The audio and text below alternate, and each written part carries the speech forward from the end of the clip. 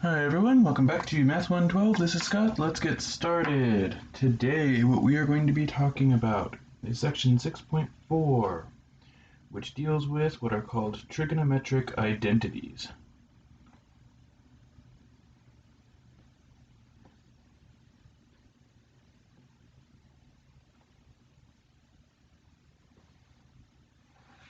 Okay, so what is a trigonometric identity first off? Well, the easiest way to describe this is to look at the three types of equations. So there are three types of equations.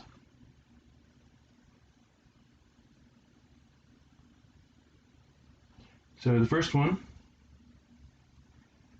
is called contradictions.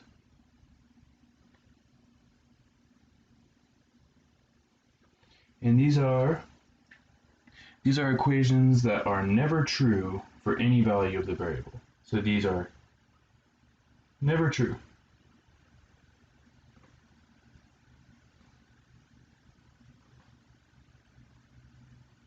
For any value of the variable.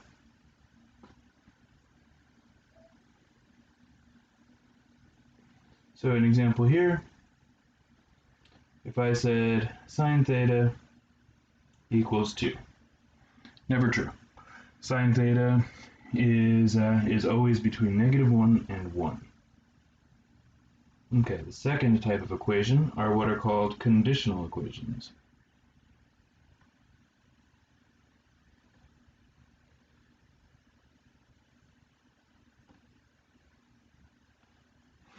So these are equations that are true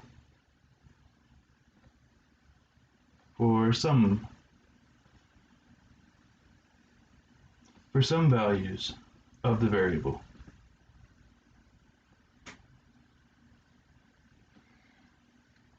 An example here,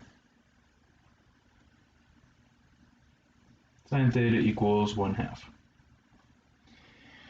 So this is something that is true sometimes, but not always. And then when you have these, the goal is to solve. The goal is solve for theta. So this is what we covered in the last section. And now this section deals with the third category, which are identities.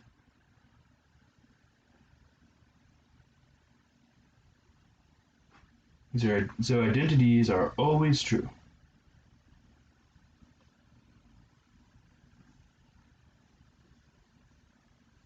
Always true for any value of the variable. So in other words, what that means is that the left side and the right side, although they look different, are mathematically equivalent. So the two sides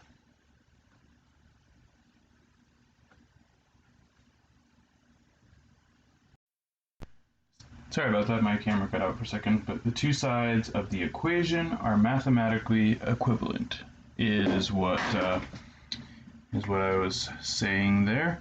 And some of these are relatively straightforward, some of them are a little bit more complicated. Here's an example of one that is more on the straightforward side, and we just might say something like cosecant theta equals 1 over sine theta. So this is just flat out true. For any value of theta for which these are defined, this is just actually the definition of cosecant. Okay, so then the goal. The goal for this section will be to establish, which means prove. Establish, i.e. prove.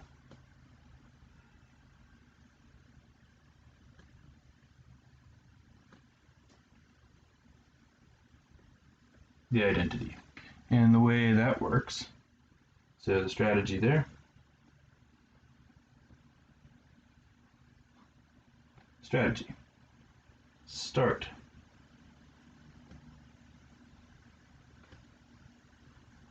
with one side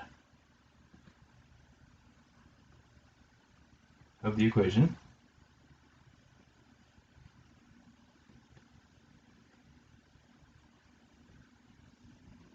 usually the more complicated side.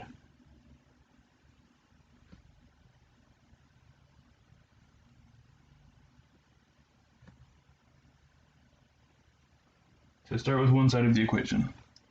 Then use trigonometric properties or algebra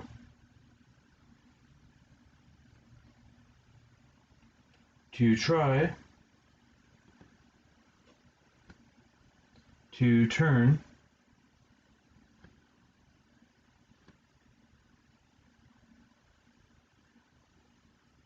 the expression we started with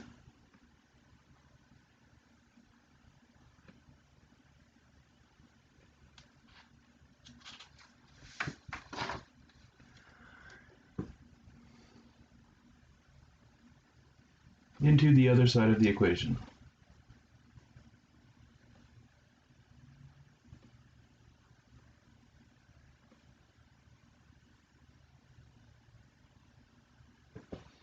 Alright, so just to have an example of the kind of thing that we could be talking about here, let's take something like this. So we have cosine theta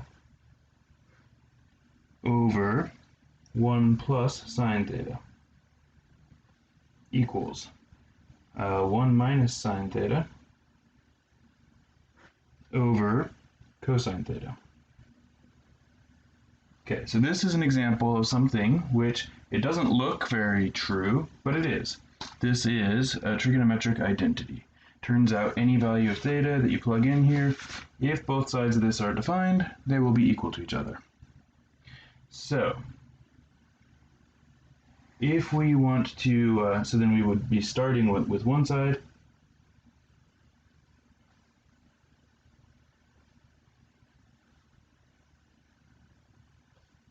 Start with one side, try to produce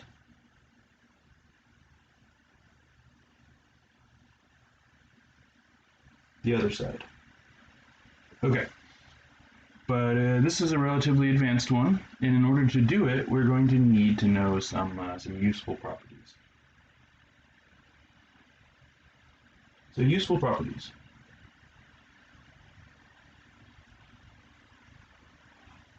Alright, so first off, these will come in two main varieties, trigonometric and algebraic.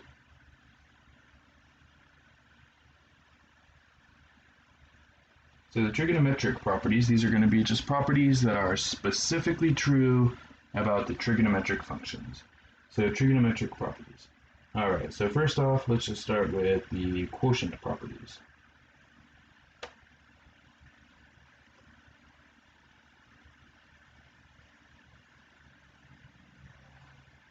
So tan theta equals sine theta over cosine theta. Cotangent theta is equal to the reciprocal of that, cosine theta over sine theta. Okay. Then there are what we'll call the reciprocal properties.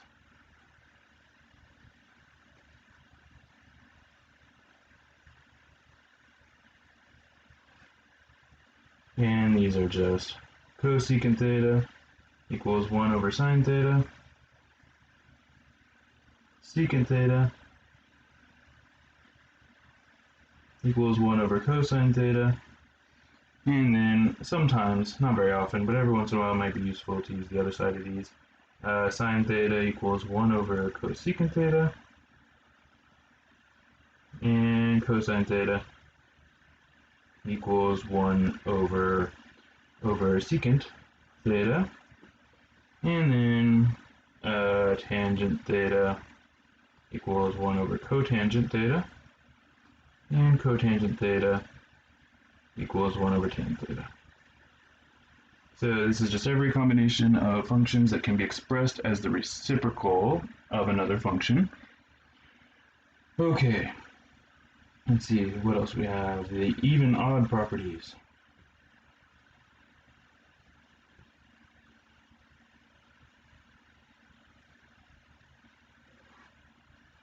So remember that that all of them except for secant and cosecant are odd functions.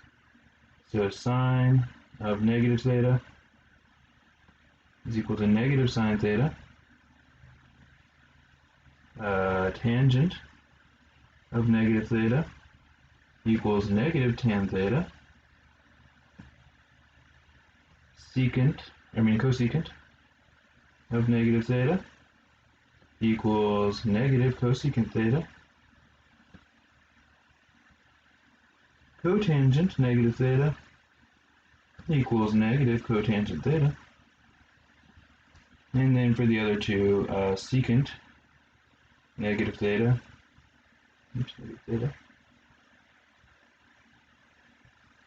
is equal to just secant theta. And then so secant and cosine negative theta equals cosine theta. So cosine and secant, I think I might have said cosecant a second ago, but cosine and secant are the even functions, and these ones are all the odd functions. So cosine and secant, sorry if I misspoke a second ago, cosine and secant are even. The rest are all odd. Okay, and now the most useful family of trigonometric properties are what are called the Pythagorean identities. And these are all the identities that come from the Pythagorean theorem.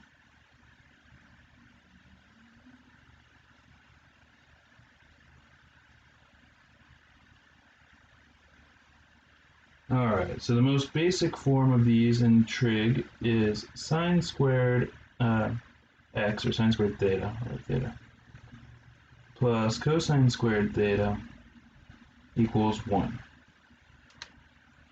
Now, if we solve this for sine theta, that would be subtracting cosine squared theta from both sides, then we'd have sine squared theta equals 1 minus cosine squared theta. If we solve it for cosine instead, we'd have cosine squared theta equals 1 minus sine squared theta. And these are frequently the useful versions of the identity for plugging stuff in, substituting things. Now, by the same token here, if I take this equation and I divide everything by a cosine, I'll have sine squared over cosine squared. Sorry, divide everything by cosine squared.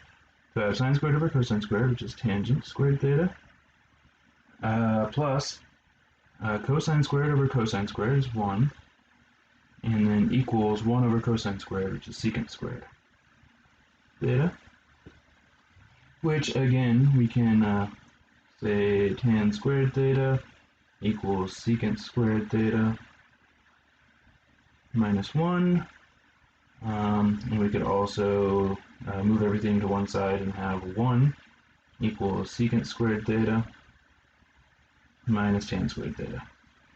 So these are just all the versions of the same equation that we can come across. And then the last set here comes from taking the basic equation and divide everything by sine squared. It's going to be 1, and then we're going to have cosine squared over sine squared, which is cotangent squared, and then 1 divided by sine squared is cosecant squared. And then by the same token, we can move things around to solve for the various pieces. Cotangent squared theta is equal to cosecant squared theta minus 1, or alternatively 1 is just equal to cosecant squared theta minus cotangent squared theta. Okay, so those are the main trigonometric identities and main trigonometric properties that we will be using. And then in addition to these, there are the algebraic. So the algebraic techniques or tools or properties.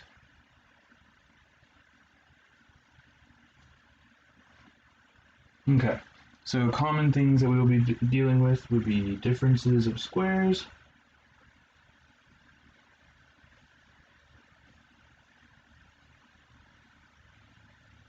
so a squared minus b squared factors into a plus b, a minus b.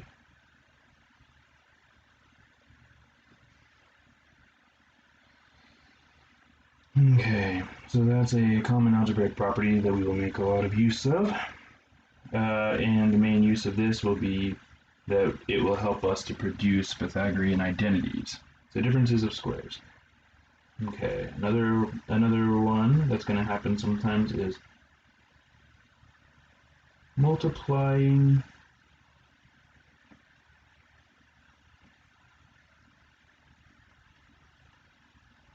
the top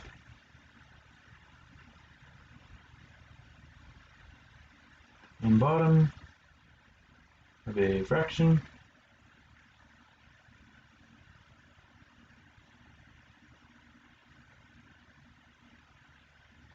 by the conjugate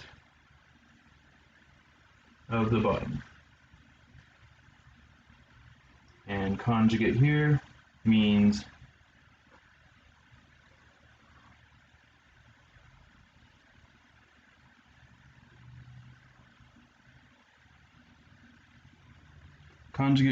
change in addition to a subtraction or vice versa.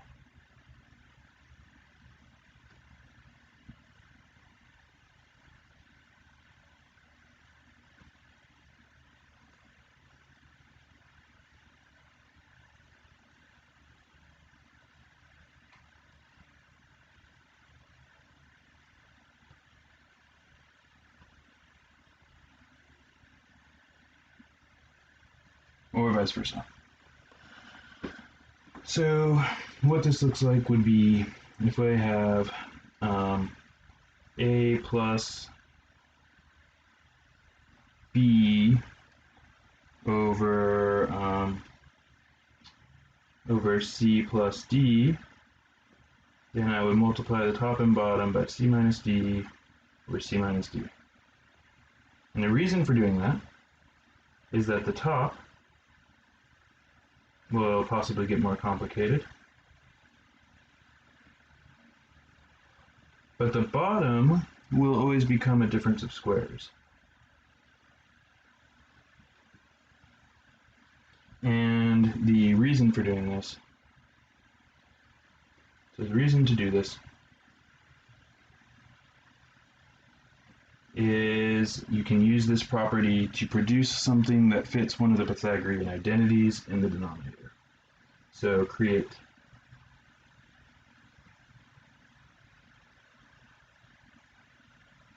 something that fits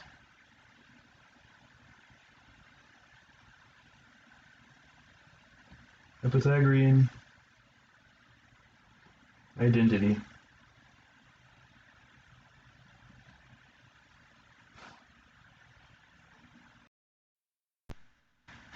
in the denominator.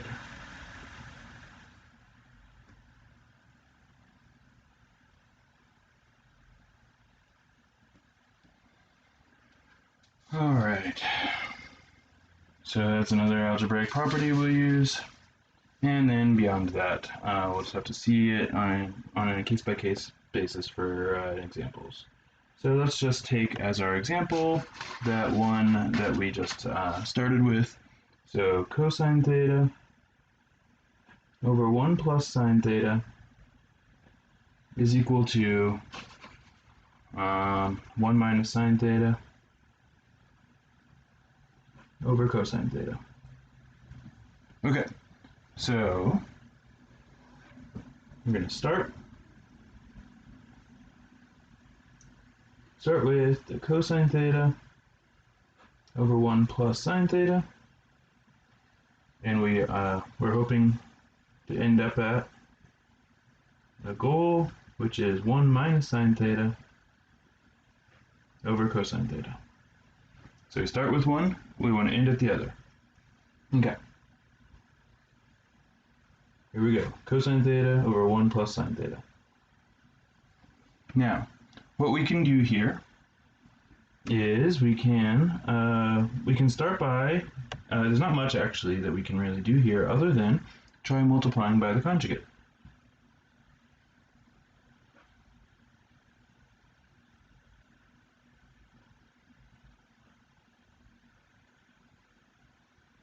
One minus sine theta over 1 minus sine theta. So this is multiplication by the conjugate. Okay, well, what's that going to do for us? Let's just see what the algebra says. So it's going to be cosine theta times 1 minus sine theta, all divided by, it's going to be 1 plus sine theta, 1 minus sine theta, which is a difference of squares. So this is a difference of squares.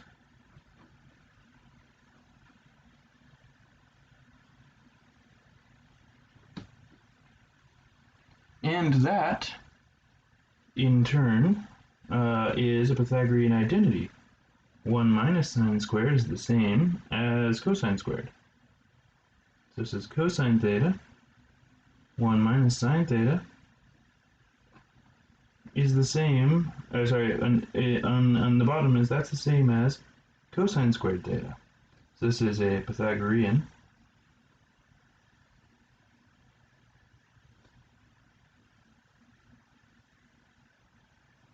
identity. But then we can actually cancel one of the cosines from the top and one of the the cosine from the top and one of the cosines from the bottom, because this represents cosine and cosine.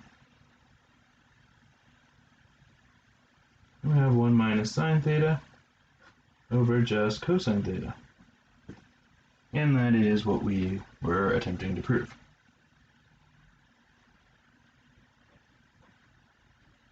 So this, by the way, means end of proof.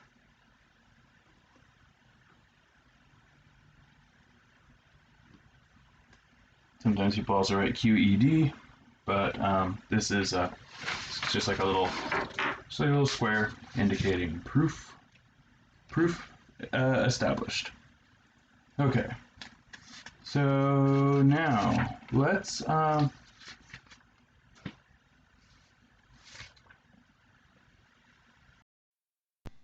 okay, now before we do a bunch more examples, let's just look at some other helpful tips. So useful tips. All right, when your identity starts with some of the functions other than sine and cosine, it's it's often a good idea to change it into sines and cosines. So it's often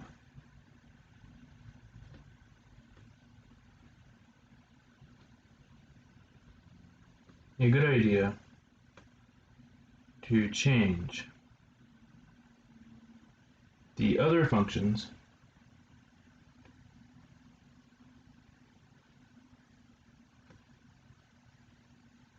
into expressions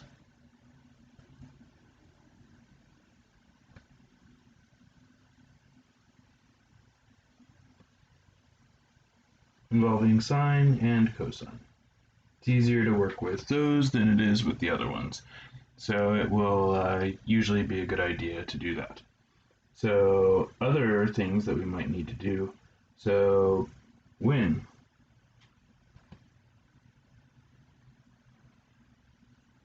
adding fractions,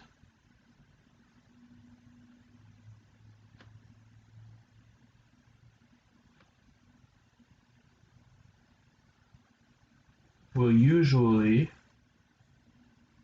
want to combine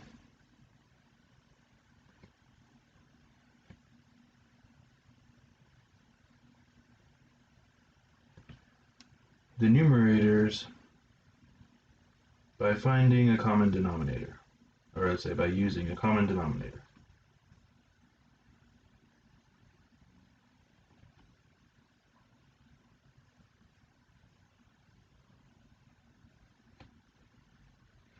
And then if we're dividing fractions,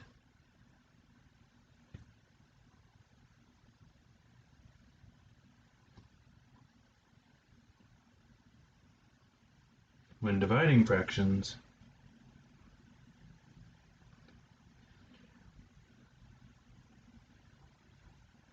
we'll usually rewrite the division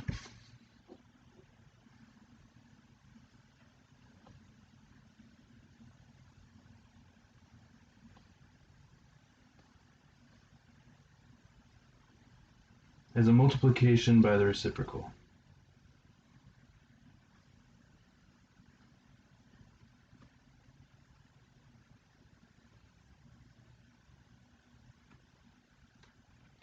And then the final tip here, sometimes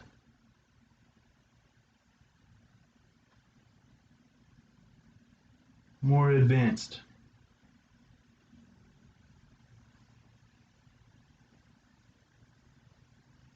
algebraic techniques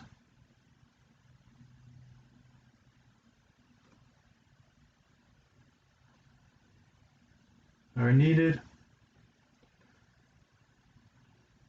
such as the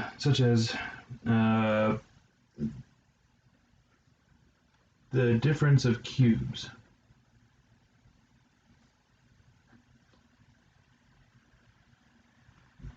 Factorization.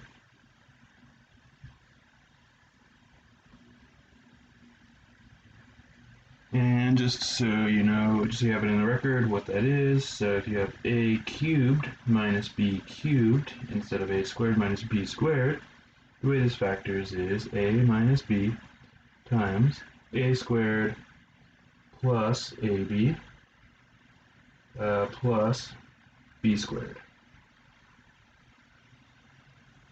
If, on the other hand, you have a cubed plus b cubed, that would factor into a plus b, and then a squared minus ab plus b squared.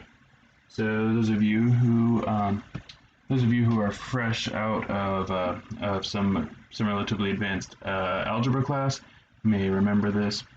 Otherwise, it's the kind of thing that every once in a while you use it, and in the meantime you've probably forgotten about it. And so it's a good idea to have it in the record. All right. Well, now let's just get to work and do a bunch of examples. The only way to see what these things are really like is with a lot of practice. A lot of practice. So, example: establish the identities.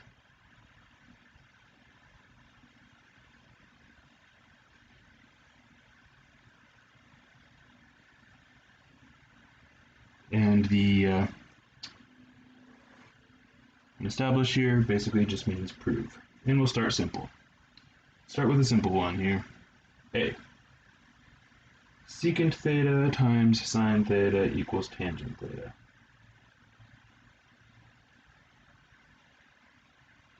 Sorry, what did I say? Secant theta times sine theta.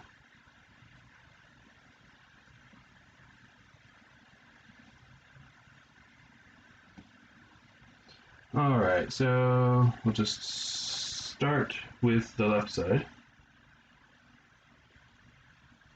That'll be our default. So we'll start there.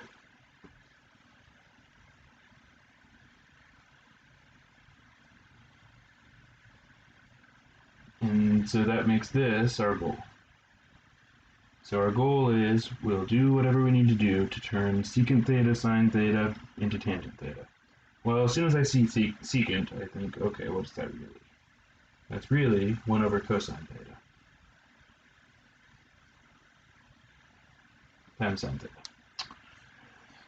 But then when I remember how fractions multiply, that equals sine theta over cosine theta, and that equals tan theta. Identity established. Alright, that wasn't so bad. Let's see what else we have. So another example here might be sine theta times cotangent theta plus tangent theta, and that's all supposed to equal secant theta. Now we always start on the more complicated side when we have a choice because we need something that we can actually perform simplifications to. Now over here, so this is where I'm going to start. And when all is done, I should end up just being able to end with a secant. So let's see what we get. Okay, so cotangent theta. Alrighty, I'm thinking about it as I'm writing it down. You start thinking, okay, if I want to rewrite this in terms of more familiar expressions, this would be sine theta times, and cotangent is cosine over sine. Interesting. Whereas tangent theta is sine theta over cosine theta. Well, interesting indeed. Well, let's just now perform the distribution here. We might also have considered just going for a common denominator right here to begin with. But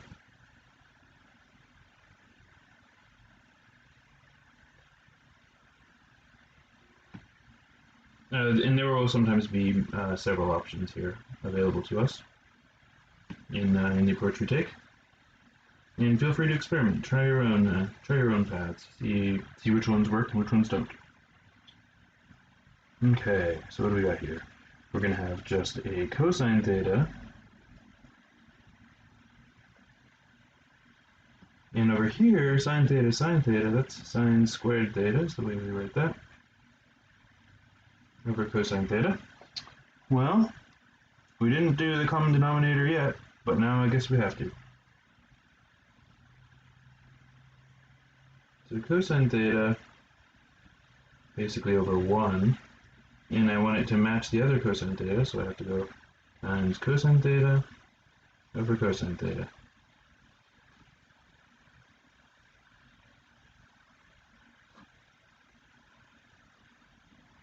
And now what's that going to be? Cosine squared theta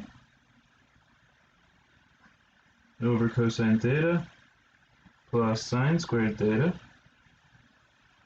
over cosine theta. And we're getting somewhere here.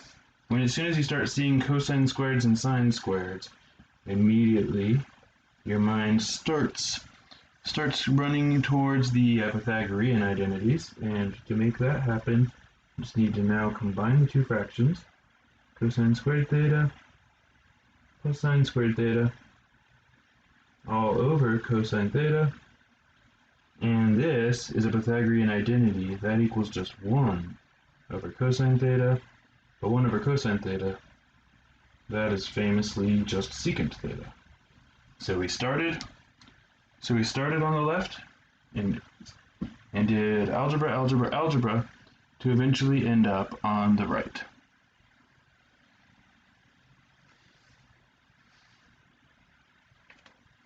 Okay, let's see what else we can do here.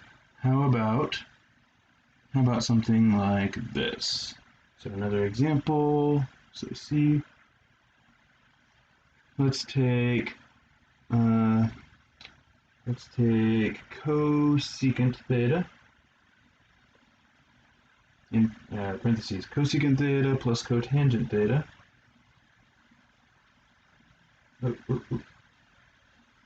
Sorry, I was looking over at my example. I wasn't paying attention to where on the page I was starting to write. Okay, let's try that again. So cosecant theta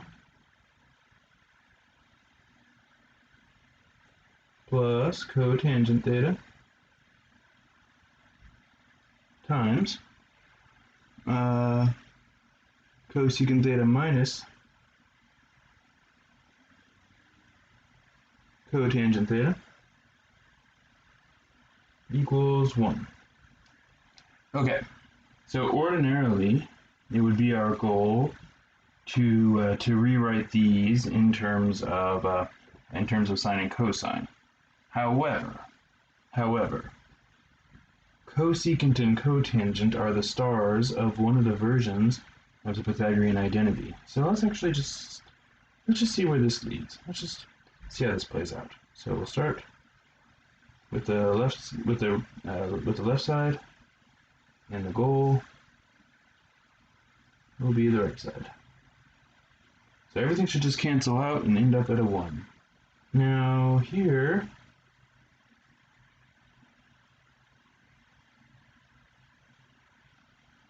so we just copy down the left side and get ready to do some work. Now here, we can see that we actually have a difference of squares going on here.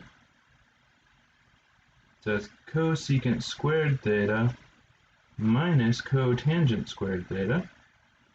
And now we think to ourselves, hey, that sounds familiar.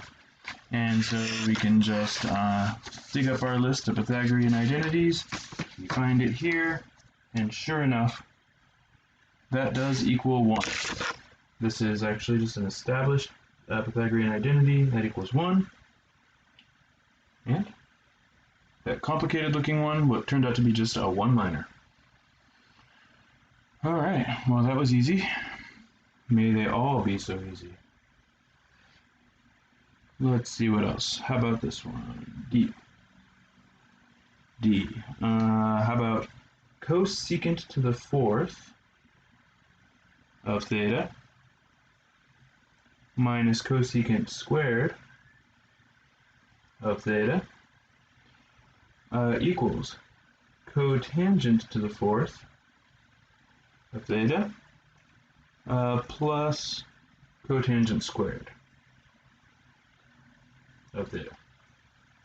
Now here, once again, because cosecant and cotangent are each involved in one of the Pythagorean identities together, I'm not going to change them back into sines and cosines. I would usually only do that if I didn't have any hope that this was actually just going to be a Pythagorean identity. Now here I look at it and I think, ooh, what am I going to do about this? So I just by default, I'll just take it, when the two sides are equally complicated, it doesn't really matter which one you start with. So I'll just start with the left, just by default. And this will be my goal. And I just write it down to buy some time. Cosecant to the 4th minus cosecant squared theta. And remember what these exponents actually mean. So these exponents actually mean this is cosecant theta all to the 4th. This is just a shorthand way of writing it. Now, what does that actually mean? That means it's 4 copies of cosecant theta minus 2 more copies of cosecant theta. So I can actually factor out the cosecant squared. So cosecant squared theta times, and then if I pull out a cosecant squared, what's that going to leave me with? It's going to be a cosecant squared theta minus 1. So it's just factoring.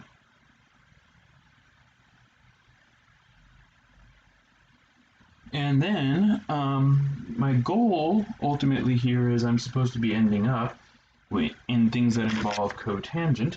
So I will look over my list of Pythagorean identities and see what looks good. So I see here that cosecant squared is the same as 1 plus cotangent squared. So that's a Pythagorean identity. So let's just take that easy. So cotangent squared theta plus 1, or 1 plus, I should say. 1 plus cotangent squared theta. And then on the other hand, the other Pythagorean identity here, cotangent theta squared equals cosecant squared minus 1. Well, that's exactly what I've got right here.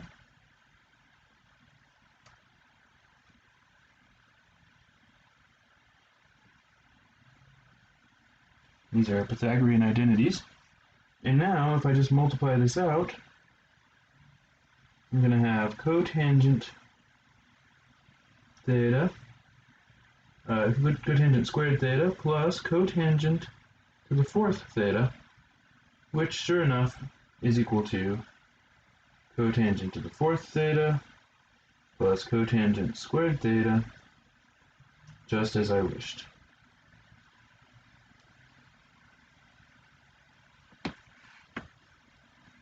So once again, I'll change to sines and cosines, except when I have some hope that what we have here is a Pythagorean identity. Here, let's see one though where I will change. So how about this? Another example here, example E. Let's go with cosecant u minus cotangent u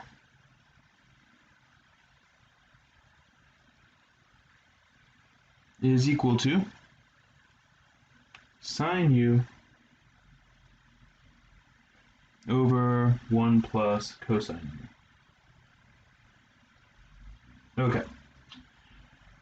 So because I'm supposed to be ending up with sines and cosines anyway, I'm just going to go ahead and start with this left side, and I'm going to start by just changing it to sines and cosines. So cosecant u minus cotangent u. So step one, I'm just going to replace them all by what they equal in terms of sines and cosines. So this would be a reciprocal identity and a quotient identity. So this is 1 over sine u minus cosine u over sine u. Now, these have a common denominator already. So it's going to be 1 minus cosine u over just sine u, which doesn't quite match what we are supposed to be ending up with. And so usually when I'm multiplying by a conjugate, I'll be multiplying by the conjugate of the denominator, but maybe I'll just try multiplying by the conjugate of the numerator here. I mean, because what else am I going to try? So sometimes you just gotta play around with it, try things. If they work, they work. If they don't work, no penalty, just try something different. Okay, so this is 1 plus cosine u over 1 plus cosine u. That's what the conjugate of the numerator would be. This is us multiplying by the conjugate.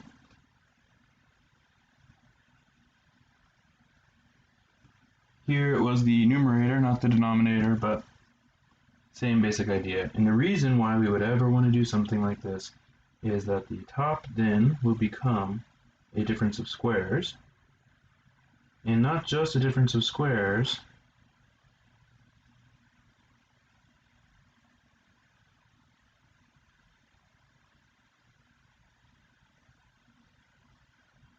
but it becomes basically one of the versions of the Pythagorean identity.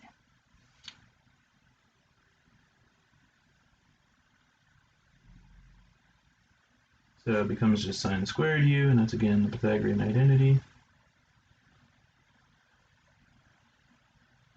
I won't usually note what's going on if it's just algebra or if it's a simple substitution, but when it's a Pythagorean identity, you might want to make a note of it.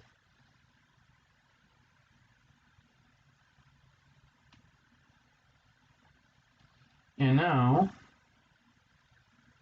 this is 2 copies of sine u over 1 copy, so those cancel. You just have sine u over 1 plus cosine u. And that's what we were supposed to be ending up with. So it all worked out. Okay, now let's try something else here. How about one like this? F. How about if we have cosecant? So this is, by the way, Greek letter nu. Cosecant nu minus 1 over cosecant nu plus 1 is equal to 1 minus sine nu over 1 plus sine nu.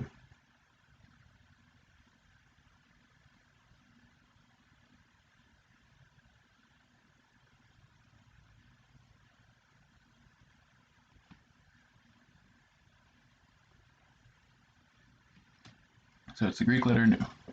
Not that that matters, but it's just good to get some experience writing the different Greek letters. Okay, well, so far we started on the left all the time. It's always worked. Just keep it going. And that makes this our goal. Also, the left I like because I have an immediate idea of how I'm going to start it. I see a cosecant. I don't want there to be a cosecant. And so I'm going to hopefully be able to deal with this right away. So cosecant nu, always start with the side where you have also the best ideas about how to get going. And I have a strategy already going for what to do about those cosecants, and then I'll deal with the rest of it later. So that's 1 over sine nu minus 1 all over 1 over sine nu plus 1. So once again here, so if I wanted a name for this, by the way, it was reciprocal property.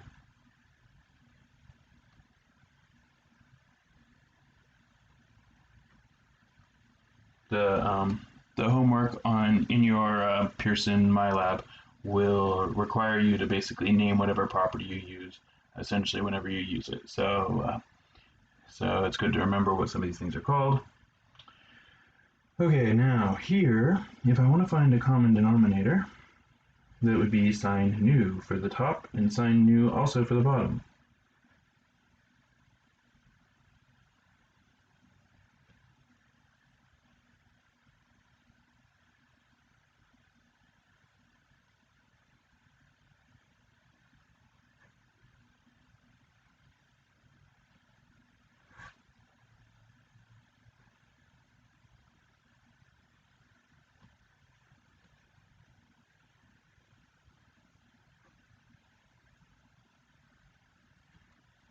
And then what's that going to end up equaling?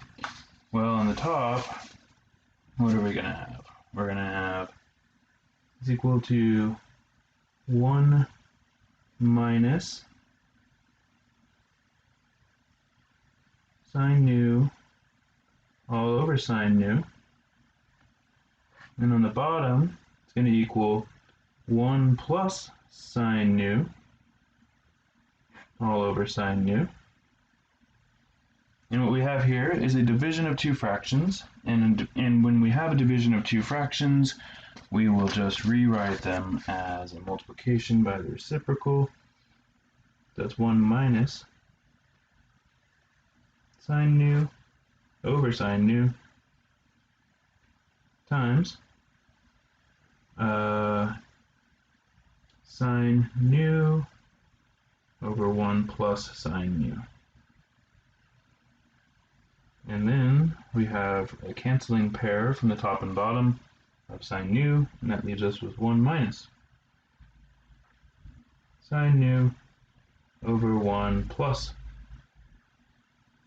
sine nu. So that's how that would go. And that was, if you recall, that was what we were attempting to end up with. All right, now let's see how bad these things can get. So here's another example of one that involves an even more advanced algebra than we've used so far. All right, so if we have something like this, sine cubed theta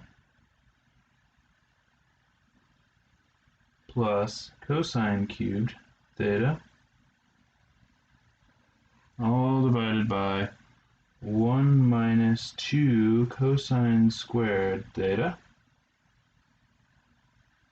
That apparently we are going to have to show is equal to secant theta minus sine theta all divided by tan theta minus 1. So this is the identity that we have to try to establish here. So we start with the more complicated side, and we hope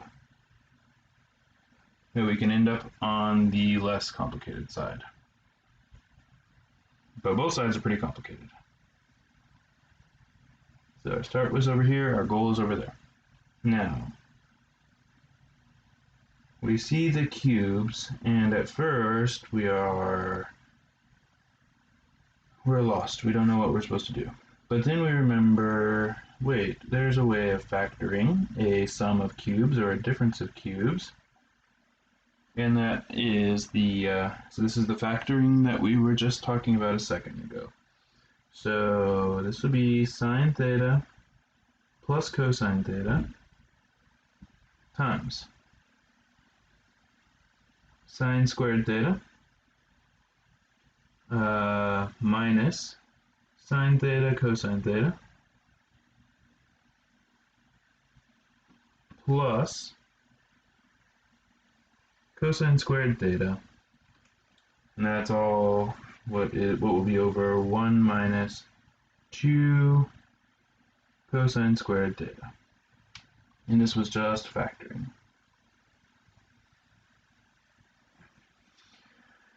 Okay, well now we look at this and we think, oh boy, what are we gonna do now? And as I look at it, I notice something interesting about the top there. I see that there is a sine squared plus a cosine squared floating around it, and that can't be that bad, right? So let's see what that gets us. So sine theta plus cosine theta, and here, we don't necessarily know exactly where we're going with this, but we see something we can use, and we try it. Sine squared theta plus cosine squared theta. So I'm rewriting it here so it's in a closer order. Minus sine theta cosine theta. All divided by 1 minus 2 cosine squared theta. And then these are parts of the most famous version of the Pythagorean identity, and that would be the version that has us with sine squared plus cosine squared equals 1. So sine theta plus cosine theta times 1 minus sine theta cosine theta all divided by 1 minus 2 cosine squared theta. And this was the Pythagorean identity that we just used. Okay, now let's have a look at where we are versus where we need to be. So we have 1 minus 2 cosine squared theta on the bottom. That's nothing like what we're supposed to be ending up with here. The numerator is also nothing like what we're supposed to be ending up with here. So what we can do is we can choose to try to work on the top or work on the bottom. The top, I don't see much more promising direction to take that. But the bottom, I see a cosine squared there, and so I can perhaps try another Pythagorean identity. When in doubt, consult the wisdom of Pythagoras. So I'll try that and hope for the best. And again, this is a little bit of a scattershot thing. You just try what seems like a good approach and hope. Try and hope. That's the strategy here. Now, there are actually a couple different ways I could do the Pythagorean identity down here. I'll do the way that I think seems like the one that would be most likely to just occur to people. You see a cosine squared, you just replace it by 1 minus sine squared. This is another Pythagorean identity. And so now we just see where things go. Sine theta plus cosine theta, 1 minus sine theta cosine theta. Okay, now down in the denominator, that's where the action is now, and it's going to be a 1 minus 2, I'm just distributing the negative 2, plus 2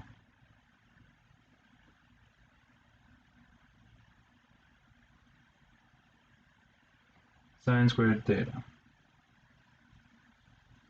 And I look at it, and I think, rats. No progress. So this is perhaps so this has become a bit of a dead end, I now realize, because I'm now in the same boat that I was a second ago. Okay, so this one was, it turns out, not a mistake exactly, and I didn't do anything wrong, it just didn't turn out to pan out. Okay, so this was a false lead, so this didn't help. And it's okay, we don't panic when this happens, so we just start again. We just take it back, and there's nothing wrong with going the wrong direction here a little bit. So we just take it back to where we were before. Oops, before we took our false step. And again, no shame in it. And in fact, it is misleading if it looks like every one of these just goes directly in a straight line towards the answer. Sometimes you will end up accidentally doing something that didn't help anything. Oh well. Now, second try.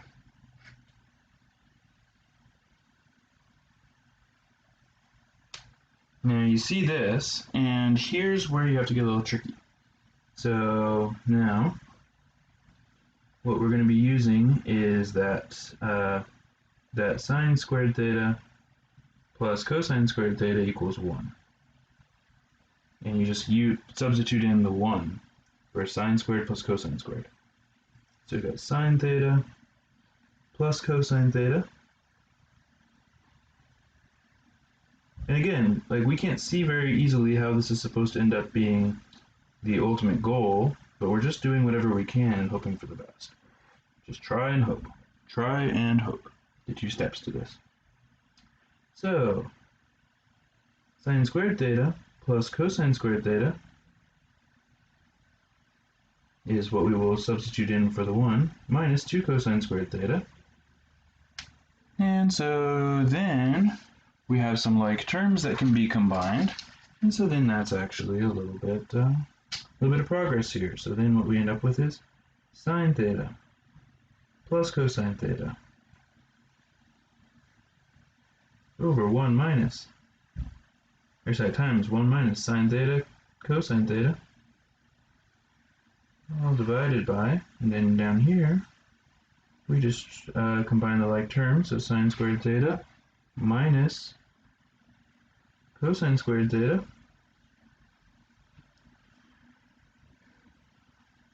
and now we can factor the bottom. Sine theta plus cosine theta 1 minus sine theta cosine theta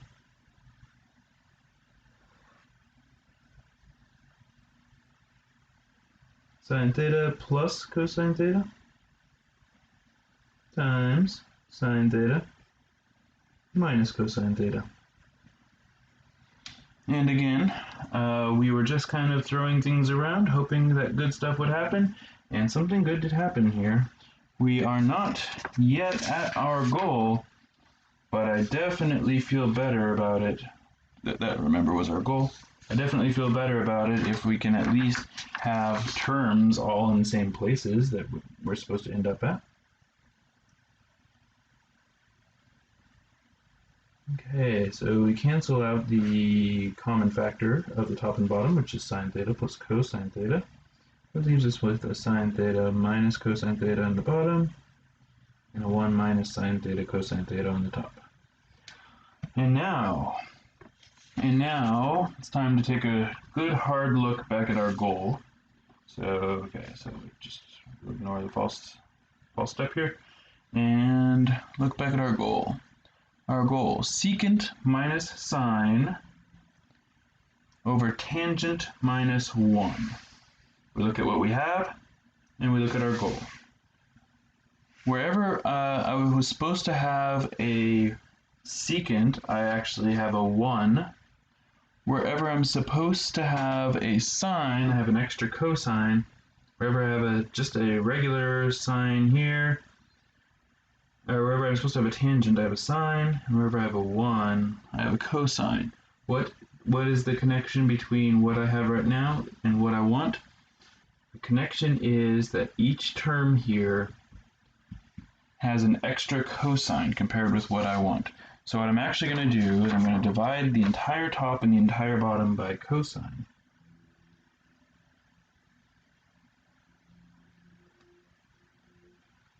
And the way I'll express that is 1 over cosine theta on the top and 1 over cosine theta on the bottom.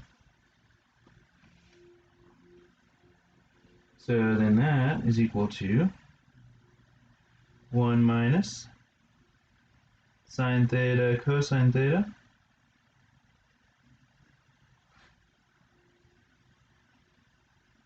sine theta minus cosine theta times 1 over cosine theta over 1 over cosine theta. So the way you can divide the top and bottom by something is to multiply the top and bottom by 1 over that thing, then I just distribute. 1 over cosine theta minus sine theta cosine theta times 1 over cosine theta. In the bottom, sine theta times 1 over cosine theta minus cosine theta times 1 over cosine theta. And now a little bit of simplification gets me 1 over cosine theta minus sine theta. Downstairs, sine theta over cosine theta minus 1. And now I just substitute each thing that I know. 1 over cosine theta, that's the same as secant theta minus sine theta. This second one over here, sine theta over cosine theta, that's the same thing as tangent theta. So we have secant theta minus sine theta over tan theta minus 1. And that is exactly what we were setting out to prove. So once again, we have established what we came here to establish. Now this is an example of basically the worst that it can be. This is the most advanced situation that we could find ourselves in. So let's finish off with one that is a little bit more basic, and let's just finish off with one like this. How about, so this was example F. So now for example G, let's just take one that's relatively straightforward comparatively. How about tan theta plus cotan theta equals secant theta cosecant theta. So tangent theta plus cotangent theta equals secant theta cosecant theta. Okay. So once again, as usual, I'm just going to start on the left. I have to have a good reason, really, to shake that up. And that makes this my goal. Okay.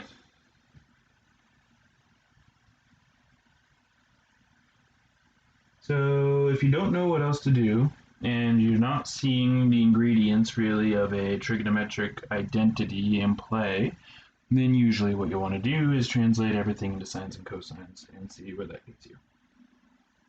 So sine theta over cosine theta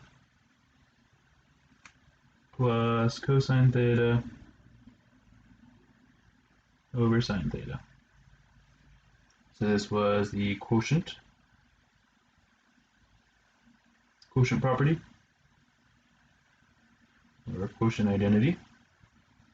And now we see, okay, we have a fraction plus another fraction, common denominator. It's usually what we will do here, so let's just try it. So sine theta over cosine theta times sine theta over sine theta plus cosine theta over sine theta times cosine theta over cosine theta. Again, we don't necessarily see how this is going to lead us where we're going. We're just doing what we think we can. Okay, so what's that going to give us? Sine squared theta over cosine theta sine theta plus so sine squared theta plus cosine squared theta over sine theta cosine theta, or I'll just write it in the same order as I did before. Cosine theta sine theta. So then I can combine them. Sine squared theta plus cosine squared theta over cosine theta sine theta. But this is now a Pythagorean identity just equal to 1 over cosine theta sine theta.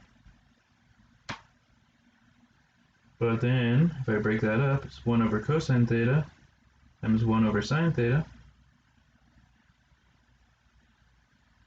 which is secant theta times cosecant theta, which was our goal. Okay, so that's how that goes. So let's go ahead and call that an example and see what it looks like on the homework. All right, everyone, here we are. We have got the homework in front of us. This is what it will look like. And the way it works is you will be told to establish the identity, and you're just going to have to give it essentially one step at a time, and it'll tell you what to do at each step. So for example, for just the first one, it's nice and easy. Write the left side in terms of sine and cosine. So we already know how to do this. So secant we know is equal to just 1 over the cosine. And you can use, and to type of theta, you can either use the little button at the bottom here, or if you hover over it, you can see what the code is. It's slash theta, and once you type that, it comes up. Oops, I forgot to do the cosine. Cosine slash theta. Check the answer. Well done. Write the result from the previous step as a single fraction. So it wants you to, and it says do not simplify. So it just tells you very simply here what it wants you to do at each step. Don't go above and beyond. Just do what it wants each step. So sine theta over cosine theta. Excellent. And then this simplifies to tan theta using what?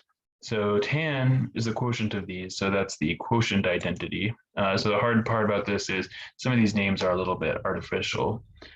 We have the cancellation property, we have the quotient property. These are not really these are not really the commonly used names for these things, but just try to figure out what they must mean.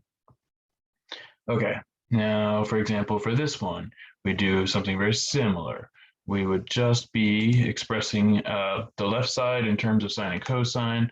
So cotangent, that's cosine theta over sine theta. And then plus tangent theta, which is sine theta over cosine theta. So again,